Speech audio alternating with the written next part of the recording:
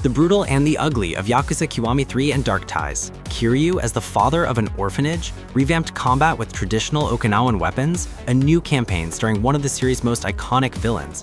Yakuza Kiwami 3 and Dark Ties promises to be a remake that changes everything. But is it really worth it, or is it better to stick with the original?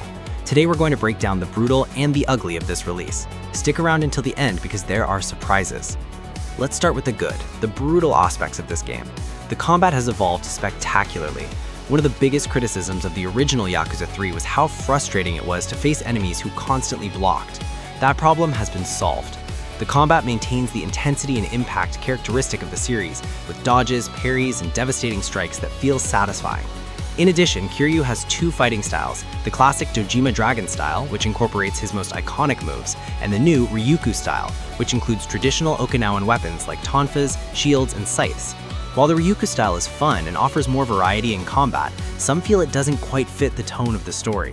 The story remains one of the strongest points. Yakuza 3 features one of the warmest and most endearing narratives in the series, where Kiryu leaves his life as a Yakuza behind to manage the Morning Glory orphanage in Okinawa. Watching Kiryu care for the children and grapple with moral dilemmas about trust and family gives the game a dramatic focus that stands out in the franchise. The antagonist, Yoshitaka Mine, remains a fascinating rival with limited screen time but a powerful impact. Dark Ties provides a fresh perspective. The new campaign starring Mine shows his rise within the Tojo clan from a cold and calculated point of view. It's exciting to see a character who, unlike Kiryu, desperately seeks to enter the Yakuza world rather than escape it. Mine boasts a brutal, slower, yet powerful fighting style, and his Dark Awakening system makes him feel like a formidable opponent. The side modes are addictive. In Yakuza Kiwami 3, you have Bad Boy Dragon mode, where Kiryu leads a biker gang in massive battles to dominate territory. On the other hand, Dark Ties includes Underground Fight Club, a roguelike mode where you explore randomly generated mazes, find weapons and upgrades, and recruit mercenaries. Both modes are so good they could function as standalone games. The orphanage has more depth. Numerous domestic minigames have been added, like sewing, cooking, fishing, farming, and even helping with homework. Increasing your dad rank has never been so satisfying, and these activities reinforce the feeling that you're truly building a life with the children. Now for the ugly, the problematic aspects. The pacing is a mess. There's far too much side content that constantly interrupts the main story. You're bombarded with cutscenes, bystander dialogue, notifications on phones, and missions that make the game feel like an obligation rather than a pleasure. When a Yakuza game has so much filler that it pulls you away from the heart of the story, something is wrong. The changes break immersion. While the new orphanage minigames are fun, they clash with the original narrative, where Kiryu struggled to adjust to domestic life after years of violence. In the original game, Kiryu didn't know how to be a father because he simply lacked the skills.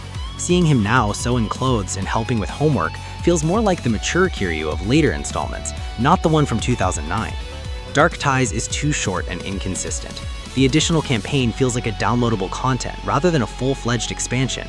Furthermore, Dark Ties risks ruining the mystique that made Mine an iconic villain in the first place. The character worked better with less exposition, and this story may diminish some of that mystery. Mine's combat is limited. Despite being brutal and powerful, Mine's style is too simplistic and lacks variety of moves compared to Kiryu. This makes fights as Mine quickly become repetitive. Some visual and narrative changes are underwhelming. While the graphical improvements are generally noticeable, certain aspects look inconsistent. Minor changes were made to the story that feel unnecessary and don't add much to the main narrative arc. Was this remake really necessary? Unlike the first Kiwami games that jumped from PS2 to PS4, Yakuza 3 had already received a remaster in 2020 that looked and played quite well. The question is, what does this Kiwami add to justify its existence when the remaster is still perfectly playable? And there you have it, the brutal and the ugly of Yakuza Kiwami 3 and Dark Ties.